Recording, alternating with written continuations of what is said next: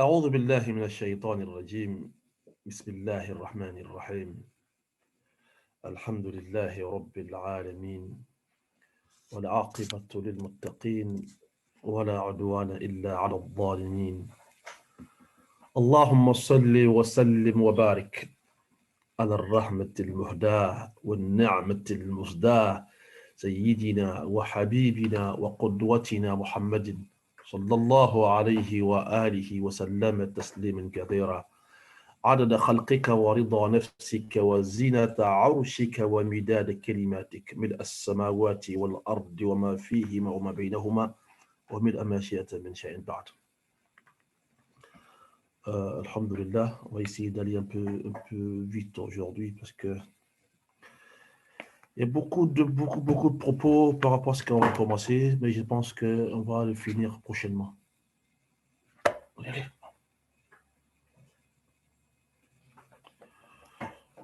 Non. Aujourd'hui, c'est le livre Umdat al-Ahkam. Umdat al-Ahkam. La semaine dernière, c'était Bulugh al-Maram. D'accord? Umdat al-Ahkam qui veut dire commentaire des principaux hadiths de la jurisprudence. Les bases de la jurisprudence, les hadiths qui parlent de ça. Donc, alhamdulillah, aujourd'hui, nous arrivons au hadith numéro 6. Hadith numéro 6, on va faire une petite expédition parce que ces hadiths, on l'a déjà vu avec Bulugh al-Maram, on l'a déjà dépassé aussi. C'est les hadiths d'après qu'on va essayer de mettre un peu de temps pour bien l'expliquer. Hadith numéro 6. عن أبي هريرة رضي الله عنه أن رسول الله صلى الله عليه وآله وسلم وبارك قال: إذا شرب الكلب في إناء أحدكم فليغسله 7. Ce hadith, on avait déjà vu avec Bulugh al-Maram, dans lequel Abu Hurayra nous dit que le prophète a dit, sallallahu alayhi wa sallam wa barak, Abu Hurayra, vous le savez, c'est le numéro 1 des Sahaba, des compagnons qui ont relaté les hadiths. Il est le numéro 1. Il a plus de hadiths que tout le monde. Je vous ai donné la fois dernière, n'est-ce pas, le tableau ou le tabloïd de Sahaba, des compagnons qui ont plus de hadiths. Pour celui qui voudrait savoir qu'il revoit les cours passés. Non. Abu Hurayra nous dit que le messager d'Allah, alayhi wa alayhi salatu wa salam wa al-baraka, nous dit que quand le chien boit dans le récipient de quelqu'un d'entre vous, il fallait aussi qu'il lave le récipient 7 fois. On a déjà expliqué ça, parce que vous savez, c'était dans une période où, pendant laquelle les humains et les animaux s'associaient pour les mêmes récipients. Bon, aujourd'hui, alhamdoulilah, on n'a plus ce problème. Pour ceux même qui ont des chiens à la maison, ils ont un récipient spécialement pour le chien. Donc, si c'est comme ça, il n'est pas obligé de relaver parce que lui, il ne va pas manger dedans. Mais quand un chien boit ou mange dans un récipient et que toi, tu as besoin de ce récipient et que tu voudrais t'en servir, alors tu es obligé de laver 7 fois, une fois avec la terre. Et le chien, j'ai essayé, on a fait un cours ou des cours spéciaux pour les chiens. On a bien expliqué les avis, tout ça. Alors, pour celui qui voudrait avoir plus de connaissances, qu'il se réfère à ces cours passés. On va prendre aujourd'hui alors hadith numéro 7 dans Bulugh al-Maram, dans al-Ahkam. Les bases de la jurisprudence. Les hadiths qui sont à la base de la jurisprudence. Mais attention, Umdat al-Ahkam, il prend que les hadiths qui sont sur le Bukhari ou Muslim. Les hadiths qui ont le consensus de Bukhari et des musulmans. C'est ça la différence entre Umdat al-Ahkam et les autres livres hadiths qui font jurisprudence comme Bulugh al-Maram. Bulugh al-Maram, il prend chez tout le monde. Parce que lui-même, c'était un très grand muhaddith. On l'appelle même Amir al-Mu'minin fil hadith. Donc, lui, l'auteur de Bulugh al-Maram, il a pris ces hadiths chez tout le monde.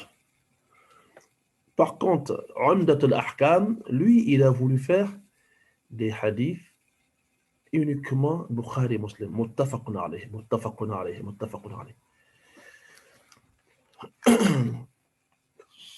Ces cours, principalement, on va parler de, n'est-ce pas, les ablutions. Non, les ablutions.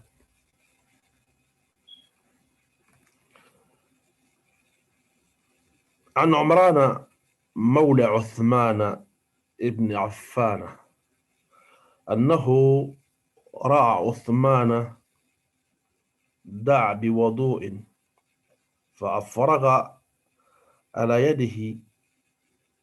يديه من إنائه فغسلهما 3 مرات ثم أدخل يمينه في الوضوء ثم تمضمض واستنشق واستنثر ثم غسل وجهه 3 ويديه إلى المرفقين 3 ثم مسح برأسه ثم غسل كلتا رجليه 3 ثم قال رأيت النبي صلى الله عليه وآله وسلم توضأ نحو وضوء هذا وقال يعني رسول صلى الله عليه وسلم من توضأ نحو وضوء هذا ثم صلى ركعتين لم يحدث فيهما نفسه غفر الله له ما تقدم من ذنبه رواه البخاري ومسلم متفق عليه.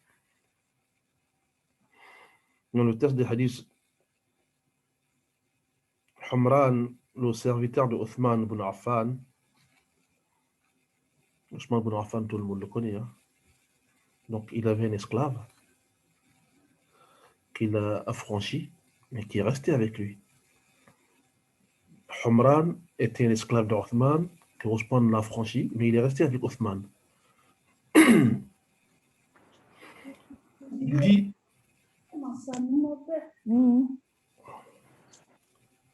c'est Humran qui nous rapporte ce hadith, il dit, Othman demanda qu'on lui apporte de l'eau afin qu'il accomplisse les ablutions.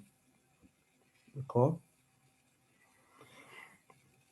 Il versa de l'eau du récipient sur ses mains et les lava 3 reprises. Il plongea ensuite sa main droite dans l'eau et se rinça la bouche 3 fois.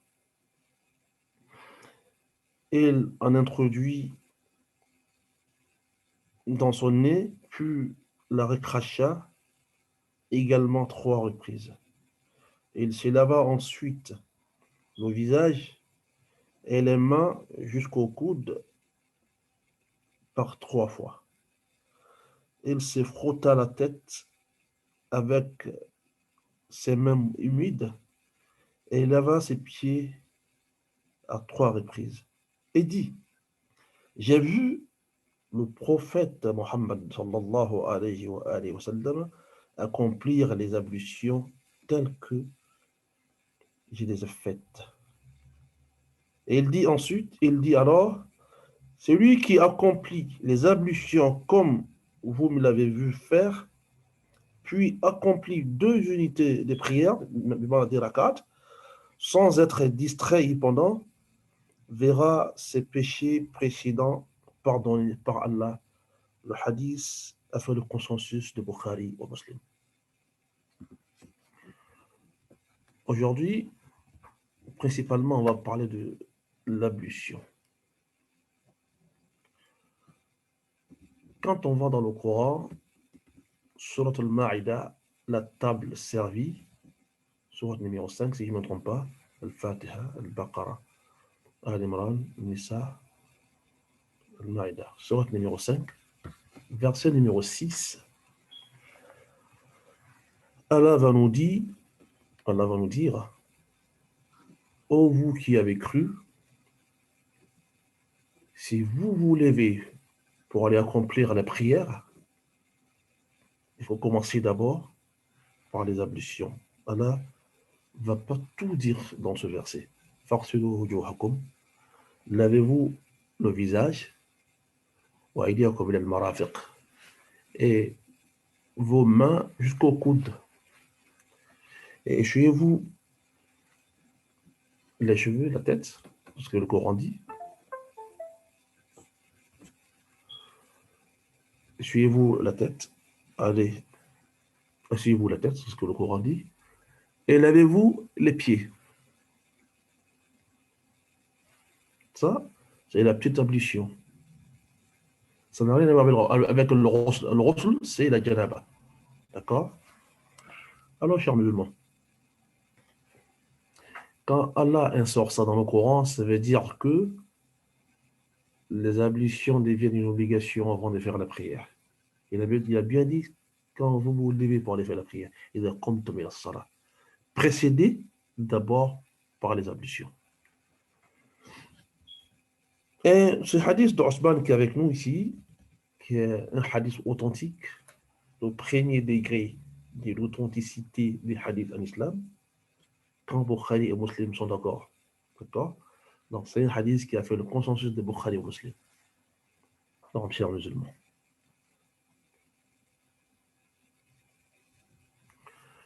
Ici, Othman ibn Affan, qui est l'un des compagnons les plus privilégiés du saint prophète Mohammed, sallallahu alayhi wa sallam, comme vous le savez, qui est le troisième calife de l'islam, qui s'est marié 2 reprises avec 2 des filles du saint prophète Mohammed, alayhi wa alihi salatu wa salam wa al-baraka, à qui la bonne nouvelle a été annoncée: Othman, tu rentres au paradis. Naam. Othman, tu rentres au paradis. Il est parmi ceux qui ont reçu la bonne nouvelle de saint prophète Mohammed sallallahu alayhi wa sallam en disant que ils iront au paradis. Othman était très généreux, très correct, très croyant. Dans les hadiths, le prophète était sallallahu alayhi wa sallam wa barak. Il était chez Aïcha, il ne dormait pas, il était tendu là-bas. Abu Bakr Siddiq, quand il a toqué la porte, il a dit, allez-y, voici qui. Anas nous dit que non, le prophète, sallallahu alayhi wa sallam, c'est Abu Bakr Siddiq. Il ne s'est pas dérangé, il est resté sur l'état comme il était. Il ne s'est pas dérangé, il ne s'est pas levé pour aller s'habiller. Non, il est resté comme il était. Abu Bakr est rentré et s'est assis. Un temps soit peu, Omar est venu aussi à toquer à la porte. Allez-y, voici qui. Le prophète, sallallahu alayhi wa sallam, c'est Omar. Omar est rentré, il ne s'est pas dérangé. Ensuite, Othman va arriver. Quand Othman va toquer à la porte, alors le prophète va dire c'est qui. Ils ont vu que c'est Othman, ils vont dire le prophète c'est Othman. Il va se lever, il va se rhabiller, il va se couvrir de Othman. Abu Bakr et Omar vont dire mais attendez, nous sommes rentrés, tu t'es pas dérangé. Othman rentre, tu vas te déranger, tu te couvres, tu t'habilles. Il dit oui. Pourquoi voulez-vous pas que j'ai de la pudeur et de la honte pour quelqu'un dont les anges auront de lui? Donc ça, c'est Bin Mazaya Othman. C'est parmi les éloges de Othman ibn Affan. N'oubliez pas que Jaysh al-Usra, c'est-à-dire l'armée de la difficulté. Et quand le prophète va demander, sallallahu alayhi wa sallam, qui est-ce que peut, n'est-ce pas, préparer cette armée? C'était une expédition contre les Européens, les Romains. Très difficile. من ذا الذي يقرض الله قرضا حسنا فيضاعفه له أضعافا كثيرة. Qui parmi vous pourra faire un prêt sincère à Allah? Allah le récompenserait, mais 1 milliard, multiple de fois. Othman va dire, je donne 100 chameaux avec tout ce qu'ils contiennent comme charge pour Allah, pour que tu puisses préparer cette bataille. Le prophète va dire 10e fois, il va lui donner 200. 100, ça fait 200. Et une 3e fois, il va dire, tu donnes encore 100. Toutes les marchandises qui viennent des Cham, je donne tout, 300 chameaux, avec tout ce qu'ils portent pour Allah subhanahu wa ta'ala. Regardez le témoignage du prophète Mohammed sallallahu alayhi wa sallam pour Othman, il va dire, rien ne pourra arrêter Othman après ce qu'il a fait aujourd'hui. Il est parmi les gens du paradis. Il ne pourra pas faire du mal à l'islam encore. Non. Othman bin Affan, c'est celui-là même qui va demander qu'on apporte de l'eau. Pourquoi ce hadith?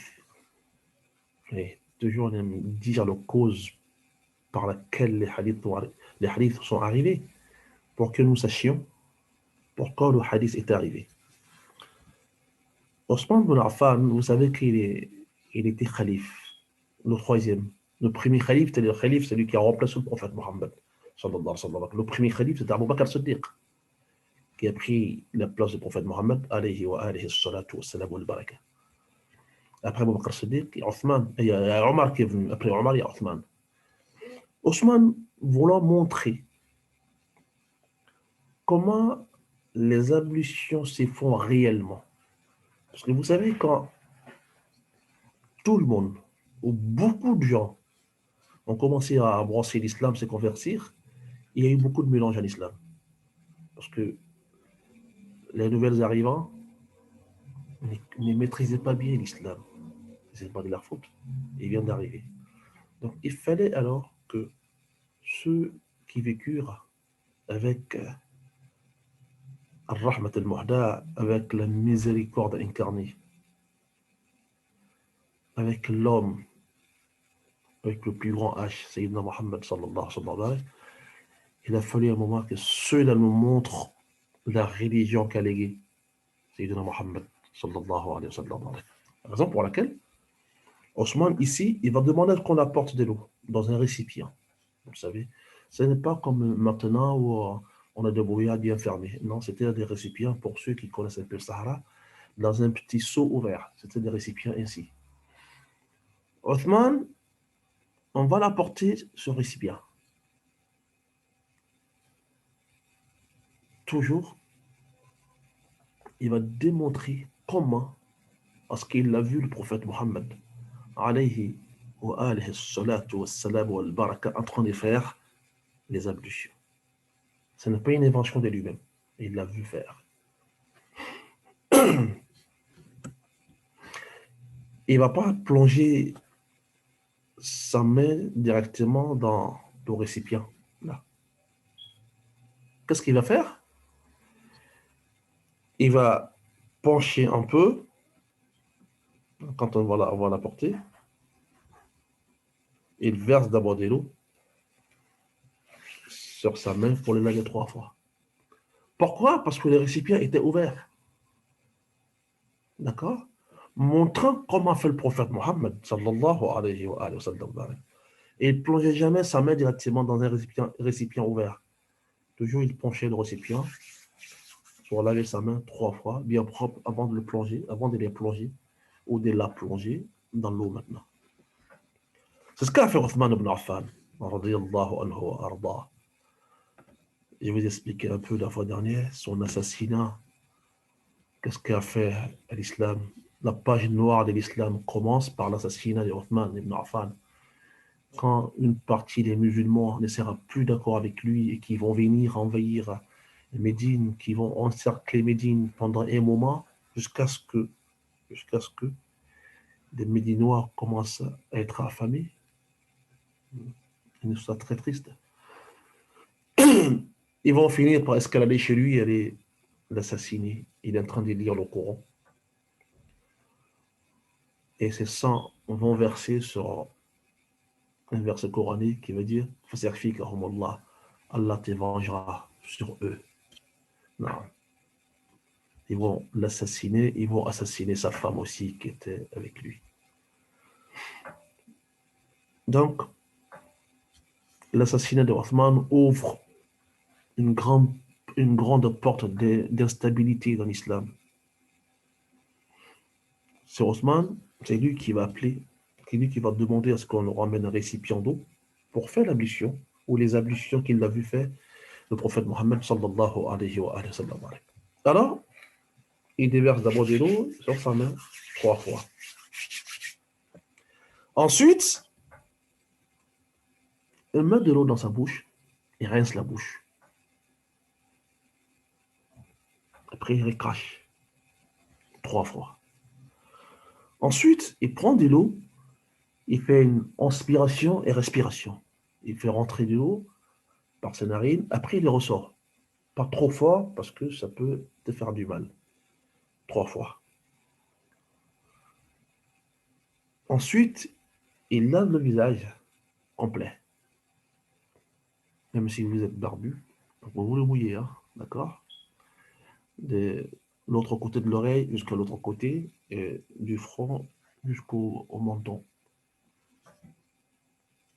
Ce qui entre tout ça. Donc après, il lave son visage 3 fois. Sa main droite, quand on dit la main droite, c'est le bras. Hein? Mais pourquoi on met la main dedans? Parce que il va faire tout ici. D'accord? C'est pourquoi on met la main. Sinon, si c'est que le bras, c'est ici. Mais pourquoi on dit sa main droite là? Parce qu'il va commencer là, tout laver jusqu'à là. Donc, ça fait 1 fois, 3 fois. Ensuite, la main gauche, comme ça. Le bras, la main et le bras ensemble 3 fois.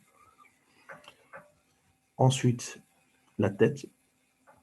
Mais la tête, elle ne lave pas. C'est pas la janaba, c'est les ablutions. Il faudrait que l'on comprenne parce que beaucoup d'entre nous aujourd'hui, souvent quand on est ensemble, quand on regarde, on est musulman depuis 10, 20, 30, 40 ans, mais on ne comprend pas encore que pendant les ablutions, on ne lave pas les cheveux, on mouille simplement la main ou les doigts, les bras, bon, la main, on mouille la main, on fait un aller-retour. D'accord? Avec cette même eau, on nettoie les oreilles, intérieures comme extérieures. D'accord? Ça dit, je fais un aller-retour avec la même eau, je nettoie les oreilles. 1 fois. Après, il a lavé son pied droit, le pied droit 3 fois, et le pied gauche 3 fois. D'accord?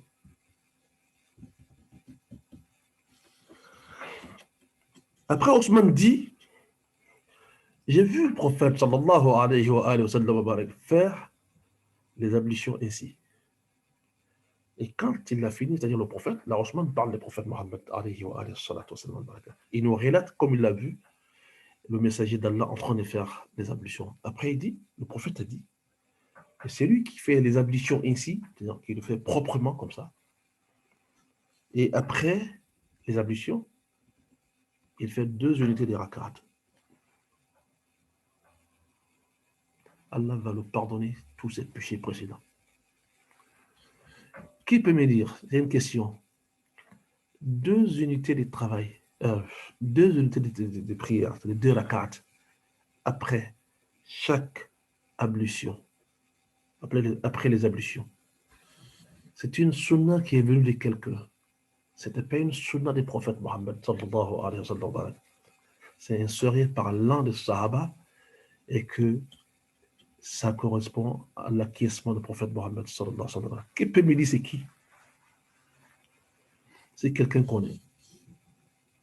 Faire 2 unités de prière, 2 rak'at, après chaque ablution. C'est la sunna qui est venue de qui?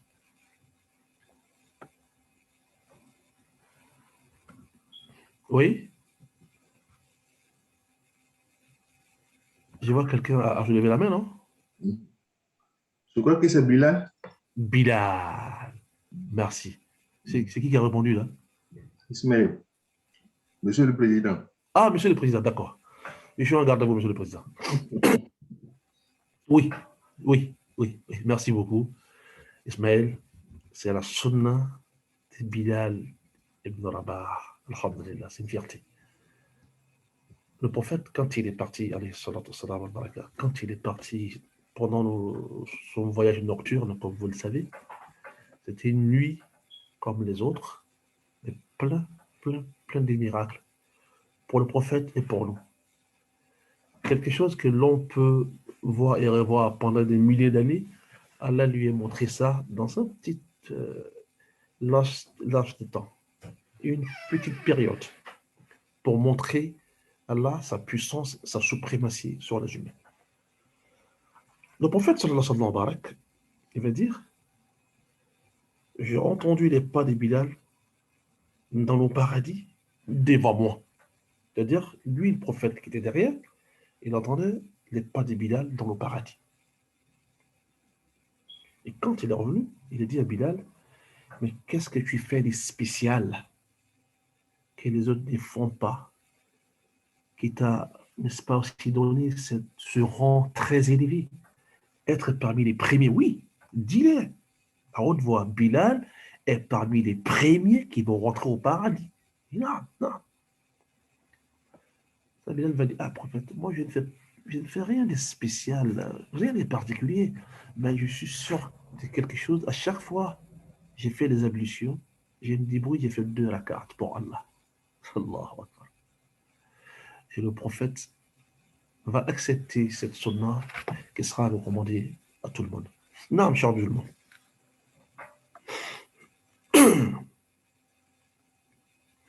Les ablutions. On va finir avec le hadith avant de détailler parce qu'il y a beaucoup de choses à détailler sur les ablutions. Deuxième hadith, hadith Amr ibn Yahya al-Mazini. عن أبيه قال شهدت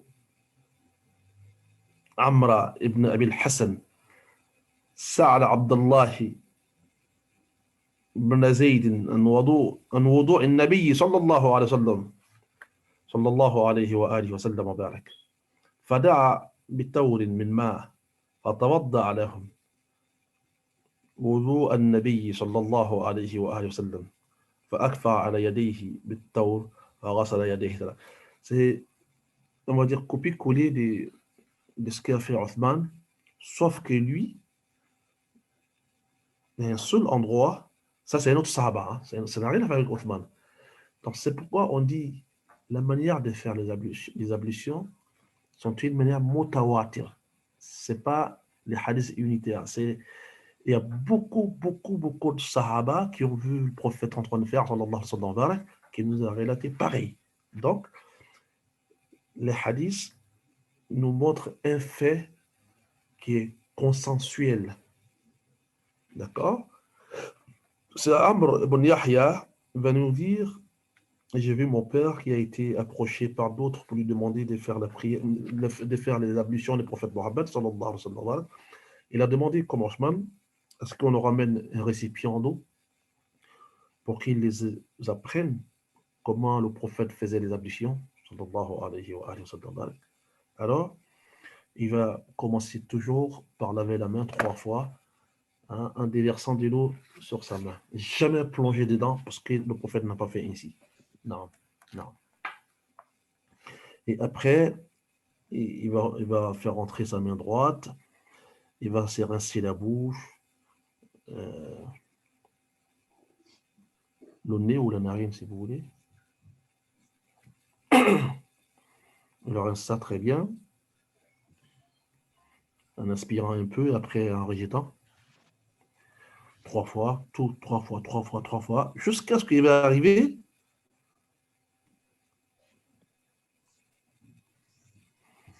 sur la main ici, le bras et la main ensemble. Lui, il va dire 2 fois. Il ne va pas dire 3 fois. C'est copier-coller de Osman, sauf que lui, il va dire 2 fois. C'est ce qu'il a vu faire le prophète Mohammed. Sallallahu alayhi wa sallam. Les deux hadiths sont authentiques, Bukhari ou Muslim. Sachez que il y a des hadiths, pour celui qui voudrait les voir, n'est-ce pas, chez le Bukhari, chez lui seul, dans lesquels, chez Ahmed aussi, chez Ahmed, parce que la plupart des bons hadiths de Bukhari passent par Ahmed. Vous voyez comme on a des gens, des confiances. Bukhari qui va nous dire un Ahmed, c'est-à-dire Ahmed bin Hanbal, parce que Bukhari a vu Ahmed, il a vécu avec lui pendant des années, il a appris auprès d'Ahmed. Ahmed va dire, j'ai vu tel, tel, tel, tel, jusqu'au prophète Mohammed sallallahu alayhi wa sallam. Dans ces hadiths, il est écrit noir sur blanc que le prophète Mohammed alayhi wa salatu wa salam al-baraka a fait les ablutions une fois, une fois. Il y en a encore d'autres, dans le même Sahih al-Bukhari, parce qu'il a fait un chapitre spécial comment faire les ablutions. Il y en a encore des hadiths dans ce même Sahih al-Bukhari, comme quand le prophète a fait les ablutions 2 fois, 2 fois. Mais la plupart des hadiths nous disent, la plupart nous dit que le prophète l'a fait 3 fois, 3 fois. C'est ce qui est plus consensuel. Mais il en a fait une fois. C'est-à-dire, il lave la main une fois, la bouche une fois, les narines une fois, le visage une fois, le bras une fois jusqu'au coude, droite comme gauche. Oui, une seule fois. Il en a fait aussi 2 fois. Donc, quand vous voyez ici, qui est Amr ibn Yahya qui a vu son papa en train de faire le wudu, et son papa qui va dire aussi, j'ai vu le prophète faire le wudu, et wudu c'est les ablutions, qui a fait wudu ainsi, et il va dire, pareil comme Othman, jusqu'à arriver à la main, jusqu'au coude, il va dire 2 fois. C'est ce qu'il a vu. Et ça ne change rien. Pour celui qui fait les ablutions une fois, il fait sa prière est valide, parce que son ablution est valide. Pour celui qui fait 2 fois, il fait la prière, sa prière est valide parce que son ablution est valide. Pour celui qui fait 3 fois, c'est ce qui est fortement recommandé. C'est plus méritoire que celui qui a fait 1 fois ou 2 fois. Son ablution est valide, sa prière est valide. Non.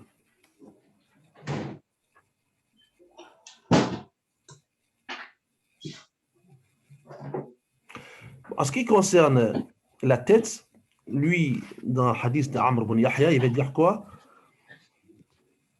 Son père a commencé la tête depuis le début de front jusqu'à la nuque et il est revenu. C'est la différence entre lui aussi. Il y a une différence entre lui et Othman. Othman n'a pas parlé de ça. Othman a parlé globalement. Et lui, il va dire, mon père a pris de l'eau pour mouiller ses cheveux. Il a commencé par le front jusqu'au derrière, à la nuque, disons. Et après, il est revenu. D'accord? C'est une des différences entre lui et Othman. Les ablutions. On en a vu les hadiths là. C'est pas 3 hadiths, mais c'est 2. On va mettre ça. Il nous reste 15 minutes. Est-ce qu'on peut. D'accord. On va mettre hadith numéro 9, hein, qui est An Aïshata. Hadith vient de chez notre maman, Aïcha. قالت Aïcha nous dit, رضي الله عنها, كان رسول الله صلى الله عليه وسلم بارك. Le prophète était, صلى الله عليه وسلم بارك. Il aimait commencer par la droite dans toute chose. يعجبه التيمم. Il aimait commencer par la droite. في تنعله, lorsqu'il mettait ses sandales, lorsqu'il se coiffait, lorsqu'il faisait ses ablutions. Il aimait toujours commencer par la droite. D'accord? وفي شأنه كله, dans la plupart des circonstances. Et nous a montré une différence entre les choses propres, il faut commencer par la droite, et entre les choses moins propres. Quand on veut rentrer aux toilettes, on rentre avec le pied gauche. En sortant, on sort avec le pied droit. Parce que là-bas, on se dit que Shaitan est là-bas, le diable est là-bas. C'est pourquoi en rentrant, on récite les doigts pour que Allah nous épargne pour que Allah nous épargne de lui, de Shaitan qui est là-bas. D'accord? Mais quand on rentre dans la mosquée, comme la mosquée se dit bien, on rentre toujours avec le pied droit. Et quand on sort de la mosquée, on sort avec le pied gauche parce que la mosquée, astaghfirullah, la mosquée est plus à être un lieu d'Allah qu'en dehors de la mosquée. Donc, si vous voulez, le prophète sallallahu alayhi wa sallam nous a toujours montré que quand on fait une bonne chose, il faut commencer par la droite. Et quand c'est quelque chose de moins bon, un peu sale, souillé, alors il faut commencer par la gauche. Quand il lavait la janaba, il se lavait les parties intimes avec la main gauche, parce qu'il se disait que c'était sale.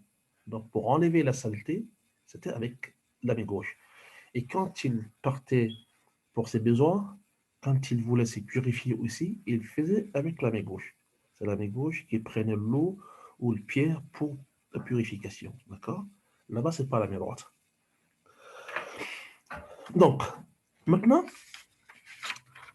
on vient de comprendre dans le hadith de Aïcha que toutes les bonnes actions, le prophète le commençait avec la main droite. Il a même instauré que l'on mange avec la main droite, que l'on boive avec la main droite. Même quand on veut s'habiller, on commence par mettre la main droite, le pied droit. D'accord? Les ablutions, chers musulmans, je vais me tarder dessus parce que c'est très important de savoir des choses. Pour celui qui maîtrise l'arabe, quand Allah subhanahu wa ta'ala va dire, quand vous vous levez pour la prière, lavez-vous le visage.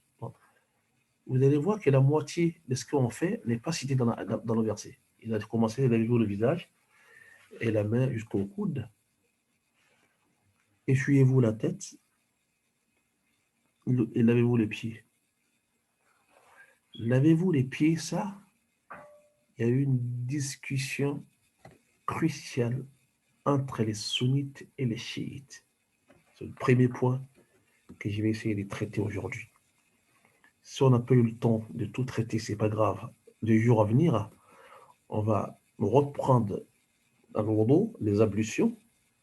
On va se montrer toujours dans le cadre de la jurisprudence islamique, les écoles, les hadiths à l'appui, les actes qui annulent les ablutions, les actes qui n'annulent pas. On va essayer de décortiquer tout ça avec le temps, Inch'Allah. Aujourd'hui, c'est un peu limité. Comme je vous l'ai dit, je dois quitter à midi. J'ai une visite médicale à midi 40. Naam. Le verset, pour celui qui maîtrise l'arabe, Allah va dire Wamsahu bi ru'usikum wa arjulakum. C'est la lecture que les sunnites font de ces versets. Et les chiites, ils vont dire non. Wamsahu bi ru'usikum wa arjulikum. Essuyez-vous la tête et les pieds. C'est ce que les chiites disent de ce verset. Et ils ne sont pas d'accord que d'autres lectures disent Wamsahu bi ru'usikum wa arjulakum. Parce que quand tu dis wa arjulakum ici, ça veut dire que wa'silu aydi arjulakum. Essuyez-vous la tête avec de la main mouillée, bien sûr, mais lavez-vous les pieds. C'est ce que nous, on supporte parce qu'on est solides. Chez nos frères chiites, non. Essuyez-vous la tête et les pieds. Donc, chez les chiites, on ne lave pas les pieds, mais on essuie dessus. Ça vient de là. Ça vient de l'incompréhension entre eux et les sunnites. Nous, on dit, les pieds doivent être lavés. Eux, ils disent que les pieds doivent être essuyés, comme la tête, avec la main mouillée. Nous, on dit, quand on se tiraille, on n'est pas d'accord, on se tire, chacun d'entre nous se dise qu'il a la vérité. Chacun d'entre nous se dit que c'est lui qui détient la vérité. Qu'est-ce qu'on va faire? On va se référer à ce qu'a fait le prophète Mohammed. Sallallahu alayhi wa sallam. Non, c'est ainsi. Parce qu'Allah nous dit dans le Coran, si vous vous disputez au sujet de quelconque dans l'islam, référez-vous au Coran, ensuite au hadith, au prophète. C'est ce qu'Allah a dit dans le Coran, au prophète. Il n'a pas dit au hadith, il a dit au prophète. Et quand on sait que c'est référé au prophète Mohammed sallallahu alayhi wa sallam, ça veut dire c'est référé au hadith. Qu'est-ce qu'il a fait? Qu'est-ce qu'il a dit? Qu'est-ce qu'il a vu faire sans rien dire? Son acquiescement. Alors, d'après les hadiths authentiques qui sont avec nous, tous les hadiths authentiques qui sont avec les sunnites que nous sommes, disent que le prophète a lavé les pieds. Non. C'est une preuve pour nous. Si on s'était arrêté de dire est-ce que les pieds doivent être lavés ou essuyés? C'est un débat, un grand débat entre les sunnites et les chiites. Je vous le fais savoir aujourd'hui parce qu'un jour, vous allez voir un chiite qui va faire ça, ça va vous sembler un peu étonnant. Ce n'est pas étonnant parce que, et c'est ce qui ils consolident eux, c'est parce que nous on consolide. Nous on dit quoi? On dit que quand on n'est pas d'accord sur la pratique d'inverser, on est divergent là-dessus. Moi j'ai dit c'est noir, toi tu dis c'est blanc. Moi j'ai dit c'est rouge, toi tu dis d'autres couleurs. Qu'est-ce qu'on doit faire? Si moi je vois blanc et toi tu vois noir, qu'est-ce qu'on doit faire? On se réfère à quelque chose de complémentaire. C'est ce qu'Allah nous a dit. Si vous vous disputez au sujet de quelconque en islam, référez-vous à Allah, c'est-à-dire le Coran, et au prophète Mohammed sallallahu alayhi wa sallam. Alors on appelle nos amis chiites pour leur dire que dans nos livres les plus authentiques, chez Bukhari, chez Muslim, chez Ahmed, dans le Muwatta, chez Imam Malik, le premier des livres écrits qu'on compile après le Coran, c'est le Muwatta. Un très bon livre, authentique aussi. Dans tous nos livres, on trouve que le prophète Mohammed, sallallahu alayhi wa sallam, quand il a fait les ablutions, il les a lavés, les pieds. Les pieds ont été lavés, n'ont jamais été essuyés. Si c'est ce que vous croyez, parce que là, ils vont réfuter les hadiths. Hein. Ils vont réfuter les hadiths. J'en ai compris une partie, toi, tu en as compris une partie. Oui. Mais si les compréhensions sont diverses, on est homogène là-dessus, qu'est-ce qu'on fait? On va aller puiser dans les hadiths. Parce que je crois que je détiens la vérité. Toi, tu crois aussi que tu détiens la vérité. Tu détiens la vérité. Entre chiites et sunnites. Le verset nous dit, essuyez-vous les cheveux, la tête. Eux, ils disent, eux, et les pieds. Et nous, on dit, essuyez-vous la tête et lavez les pieds. C'est ce que nous, on a dit dans le Coran. C'est ce qu'on a compris. Mais comme les deux parties ne sont pas d'accord, on va ramener ceux qui ont vu le prophète Mohammed sallallahu alayhi wa sallam. On ramène Uthman, on ramène d'autres sahaba, on ramène d'autres, parce que les hadiths qui ont vu le prophète alayhi wa alihi salatu wa salam wa al-baraka faire les ablutions, il y en a beaucoup. Oui, oui. La manière dont on fait les ablutions, c'est une manière consensuelle. Hadith mutawatir, c'est venu de la manière consensuelle des différents compagnons. C'est pourquoi il n'y a pas de discussion dans l'école sunnite. Maliki peut te dire ça c'est wajib, ça c'est pas wajib. Mais quand un malikite fait le wudu, quand un hanbalite fait le wudu, quand un shafiite fait le wudu, quand un hanafite fait le wudu, c'est pareil. C'est du pareil au même. Non? Chez nous, les pieds sont toujours lavés. Pourquoi? Un, parce que c'est ce qu'on a compris des versets. Le verset 6 de Surat al-Ma'ida. La table est servie. C'est ce que nous on a compris de ces versets. Si tu n'es pas d'accord avec nous, c'est possible. Souvent, les versets, on ne comprend pas très souvent. Qu'est-ce qu'on fait? Alors, on va dans les hadiths. Chez nous, on a une montagne de hadiths qui nous montrent que le prophète Mohammed sallallahu alayhi wa sallam, a toujours lavé les pieds. Ah, oui, il en a essuyé les pieds, mais quand les pieds sont dans quelque chose, comme al-khuf, quand il partait dans des voyages, et même pas de voyage, al-khuf, quand il portait, c'était quelque chose, on peut dire aujourd'hui, comme semblable aux ringesses qui sont faits pour des expéditions, des voyages, tout ça, voilà, qui est très long. Quand il portait ses khoufs, oui, il essuyait par-dessus, oui. Mais pieds nus, il a toujours lavé. Mais alors, ils vont nous dire, mais là, vous nous parlez des khoufs, des chaussures, et les chutes des par-dessus, et bien les pieds, pourquoi ils ne les chient pas? Parce qu'on va dire, les chaussures ne sont pas habituelles avec nous.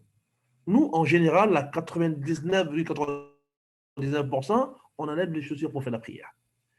Mais on peut se retrouver dans des situations dans lesquelles on est dans l'obligation de rester avec les chaussures.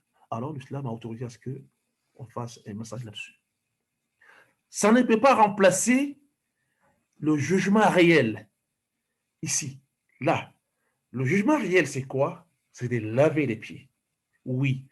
Si on n'avait pas vu le prophète, ou il ne l'avait pas dit, sallallahu alayhi wa sallam, comme quoi si vous faites les ablutions, essayez de laver les pieds aussi quand vous portez les khoufs, des chaussures longues en cuir, essayez de les laver. S'il avait dit ça, on allait les laver. Mais comme lui-même, sallallahu alayhi wa sallam, nous montre le lavage des pieds quand les pieds sont nus, et qu'il nous montre d'essuyer par-dessus les chaussures, on va faire comme lui. Vous voyez? C'est des arguments qu'il faut avoir avec soi. Donc, ne soyez pas étonnés, chers musulmans, sunnites, quand tu verras l'un de tes frères chiites en train de faire les ablutions, arriver au pied, il essuie des par-dessus. Il va essuyer des par-dessus. Il ne va jamais laver. Parce que c'est ce qu'ils ont compris. Mais nous, on a compris autre chose. Nous, on les lave. Pourquoi? Le verset n'est pas clair, on est d'accord. J'ai pris une partie, lavage. Tu as pris une autre partie qui est d'essuyer dessus. Bon, d'accord. On vient dans les hadiths. Nous, on a des centaines, des milliers de hadiths authentiques avec nous, de Bukhari ou Muslim, des Bukhari et des Muslims, des Ahmed, des Imam Malik. Tout ça nous prouve que, dans ce hadith, on nous dit que le prophète a lavé. Jamais chez les sunnites, le prophète aurait n'est-ce pas, essuyé ses pieds. Il l'a toujours lavé. نفعني الله وإياكم بالذكر الحكيم أقول ما تسمعونه وأستغفر الله العظيم الجليل لكم ولسائر المسلمين من كل ذنب فاستغفروه إنه هو الغفور الرحيم. اللهم صل وسلم وبارك على سيدنا محمد وآل سيدنا محمد صلى الله عليه وسلم وبارك. اللهم صل وسلم وبارك على سيدنا محمد وآله عدد خلقك ورضا نفسك وزينة عرشك وبداد كلماتك.